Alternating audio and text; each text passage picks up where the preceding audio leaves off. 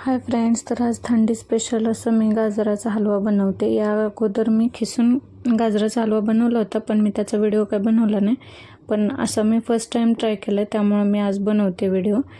तर मी कुकरमध्ये तूप घेतले आणि त्याच्यामध्ये काजू बदाम भाजून घेतले, थोडेसे लाल झाले की काढून घेतले। नंतर त्याच्यामध्येच गाजर कट केलेले गाजर ॲड केले, ते थोडं परतून घेतले आणि त्याच्यामध्ये 1 वाटी दूध ॲड करून कुकरच्या 3 शिट्ट्या काढून घेतल्या।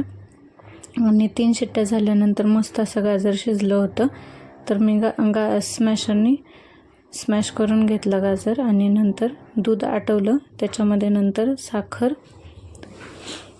ड्रायफ्रूट्स आणि विलायची पावडर हे ॲड केलं आणि मस्त असं आणखीन थोडं 2 मिनटं शिजू दिलं त्याला। तर मस्त असा गाजराचा हलवा तयार आहे। व्हिडिओ आवडल्यास लाईक, कमेंट आणि शेअर करा। चला बाय।